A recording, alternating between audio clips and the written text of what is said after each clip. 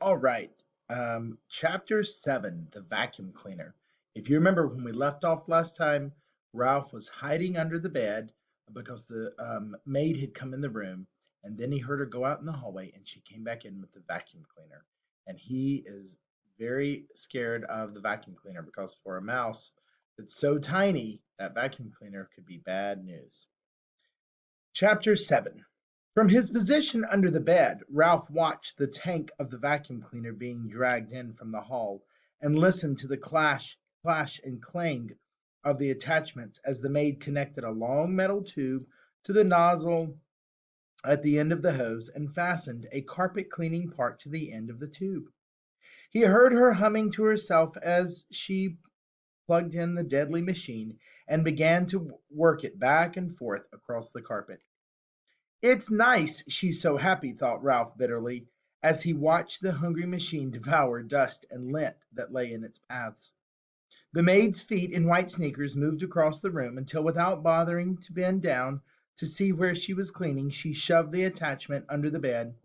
It slid closer and closer to Ralph. To be on the safe side, he pushed the motorcycle farther from the reach of the machine. But he dared not take his eyes off the attachment for even an instant. He shuddered as he watched it gobble a dust mouse. But even as he shuddered, he was fascinated by the power of the motor. The maid began to sing, I'll give to you a paper of pins, for for that's the way my love begins. The attachment fell off at the end of the long tube, but the maid, whose thoughts were elsewhere, obviously, did not notice.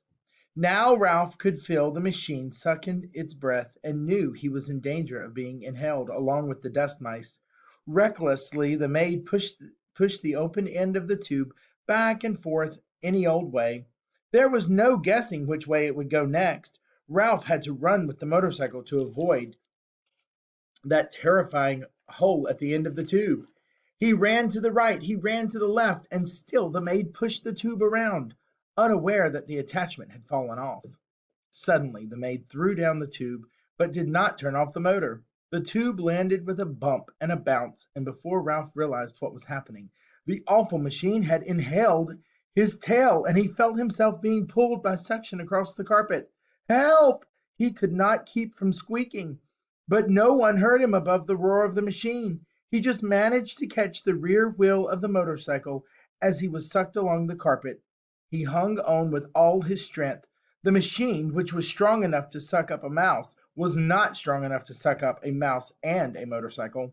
Ralph lay there on his stomach, hanging on for dear life and feeling his whiskers and fur swept back toward the machine. From his position on his stomach, Ralph could see the girl standing in front of the dresser. She was smiling at herself in the mirror and arranging her hair, dreaming no doubt about the busboy. Ralph despaired. There was no telling how long she would stand there in that silly way. With the vacuum cleaner motor making so much noise, the housekeeper was sure to think she was busy working. Ralph felt his paws beginning to slip. He did not know how much longer he could hold out against the machine. He had to think of something and think of it fast. With every bit of strength he had left in his body, he clung to the wheels of the motorcycle with his left paw, while he moved his right paw up to the exhaust pipe. If he could just manage to pull himself along until he could get on the motorcycle. Bit by bit, hand over hand, Ralph dragged himself forward along the exhaust pipe. He knew he was making progress when he could see part of his tail once more. He reached back and yanked his tail out of the tube, only to have it sucked in again. Ralph was far from being out of danger. I'll give to you the keys to my heart, the maid sang to I'll give to you the keys to my heart, the maid sang to herself before the mirror, now pulling her hair behind her ears, now piling it on top of her head, obviously to the desperate struggle, oblivious to the desperate struggle under the bed. Once Ralph's paw slipped from the exhaust pipe, and he thought he was a goner until he caught the rear wheel in time to save himself. Slowly he moved forward until his entire tail was free. Things were easier when he could brace his hind foot against the spokes of the rear wheel. Slowly he rose, clinging to the machine until he was able to grasp the hand grips and throw his leg over the seat. Ralph felt considerably safer sitting on the motorcycle and very much pleased with himself for having outwitted the vacuum cleaner. He was quite sure by now, excuse me, that the maid would never bother to look under the bed. He tried to move forward, propelling the cycle with his feet, but he found the suction from the motor behind him was too strong. This made him wonder if the motor on Keith's cycle was stronger than the pull of the machine behind him. The more Ralph thought about it, the more important it seemed to him to find out. No, I won't. Yes, I will, Ralph argued with himself. No, I won't. Yes, I will, Ralph argued with himself over and over. He had promised not to ride in the daytime. Yes, but Keith did not know he would have a chance to see which was stronger, the motorcycle or the vacuum cleaner. Keith would be interested, wouldn't he? Wouldn't any boy? Riding the motorcycle would not be reckless. It would be an important experiment. Motorcycle versus vacuum cleaner. Which would be the winner? Ralph had to find out. The maid turned abruptly from the mirror. Her feet in sneakers moved across the floor toward the electric outlet. If she disconnected the vacuum cleaner, there would be no experiment. If Ralph was going to pit one motor against the other, he had to do it now. He would never have another chance. Ralph picked up his tail and started the motor. Without taking time to let it warm up, he gunned it with all the breath he could inhale. The motorcycle got off to a faster start than Ralph expected. So fast that Ralph lost control. He shot out from under the bed just as the vacuum cleaner died with a long, drawn-out groan. Suddenly, everything went white, and Ralph found himself bumping along in a strange, ghostly place, all white and made of cloth that seemed to be closing in on him from every direction. Ralph had ridden straight into a pillowcase. Thrown on a heap of laundry, the maid had dropped on the floor, and the opening of the pillowcase had fallen shut behind him. Ralph had no idea which way was out. He dismounted from the motorcycle and beat at the cloth with his fist, but everywhere he struck it was soft and yielding. He stomped his feet only to have the cloth give softly and silently beneath him. He began to wade through the pillowcase and tugging the motorcycle along behind him, while he wondered why he had thought it was so important to test the motorcycle against the vacuum cleaner. The light filtered through unknown layers of cloth was dim, and he sank to his knees in the bed linen with every step. When he came to a seam, he knew he had been waiting in the wrong direction. Draft, draft, muttered Ralph. He turned, still dragging the motorcycle, and tried to retrace his footsteps, only to find he had no idea which way he had come. There was no landmarks.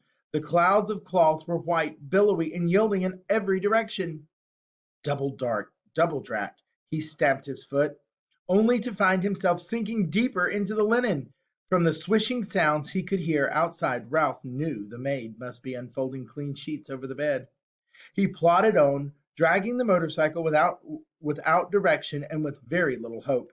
He promised to buy me a bunch of blue ribbons, sang the maid, to tie up my bonny brown hair. Down the hall a door opened. Ralph heard a muffled woof, and in a moment the click of a small dog's toenails on the bare floor at the edge of the hall carpet, followed by sniffing that was dangerously close. The little terrier began to bark. I know you're in there, he yipped. Stick out your tongue and waggle your fingers at me, will you? You just wait. Paws began to scrape at the sheets and the pillowcases as if the dog were trying to dig a hole. Ralph decided it was wiser not to talk back to the dog. He huddled scarcely breathing against the motorcycle. Well, hello, you cute little thing, said the maid, revealing to Ralph that she was even sillier than he had thought. As if there was anything cute about a terrier that could scarcely see through his own hair. The dog went on yapping a bit self-consciously. Ralph thought now that he knew he was being admired by the maid. A man's steps came thumping down the hall. Stop your racket, you pesky mutt, said the owner's voice, and Ralph knew when the bark suddenly came from above him that the dog had been snatched up. "Let me down, and I'll dig him out," yapped the dog as he was carried away. "Just let me down for one moment, and I'll show you." Suddenly Ralph felt himself being tumbled about in the pillowcase. He did not even have to think what to do. He automatically grabbed for the motorcycle and held on with all his strength.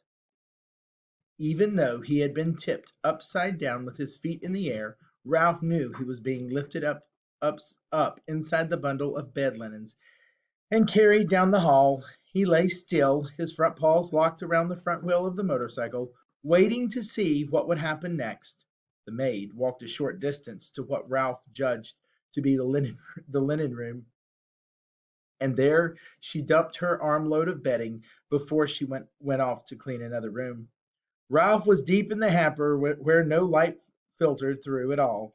These sheets and pillowcases were on their way to the laundry, and since he had no wish to be laundered any more than he had a wish to be thrown out with the trash, there was only one thing for him to do: start chewing. Ralph ripped into the pillowcase with his sharp teeth, and in no time he had made a ragged hole, which he crawled through. When he tried to pull the motorcycle after him, he discovered the hole was too small. He had to stop and chew it bigger. Before he could pull the machine along with him, Ralph chewed through another layer of cloth and then another as he worked his way upward, each time enlarging the hole for the motorcycle. His jaws began to ache, and still another layer of cloth lay ahead, this time a damp bath towel, which would make for slow chewing. Ralph was forced to make a decision. Did he want to save his life, or did he want to be carried off to the laundry with the motorcycle? There was only one answer. He wanted to save his life. He must abandon the motorcycle. With aching jaws, Ralph chewed onward and upward, moving faster now that he was making mouse-sized holes instead of motorcycle-sized holes. The bath towel had left an unpleasant, furry taste in his mouth. Gradually, light began to filter through the cloth until finally, when Ralph thought he could not force his jaws to close one more mouthful of fiber, he emerged into the daylight at the top of the hamper. And there is a picture of Ralph, okay, chewing through the sheets. Whew. Ralph gasped, rubbing his aching jaws and wading across the sheets to the edge of the hamper.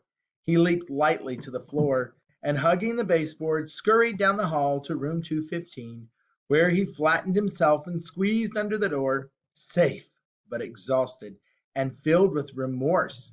That means he feels bad. Filled with remorse at the loss of Keith's motorcycle. Ralph, he feels guilty about it too. Ralph dragged himself off to the mouse hole to catch up on the sleep he should have had that day. All right, that's the end of chapter 7. Tune in tomorrow for chapter 8.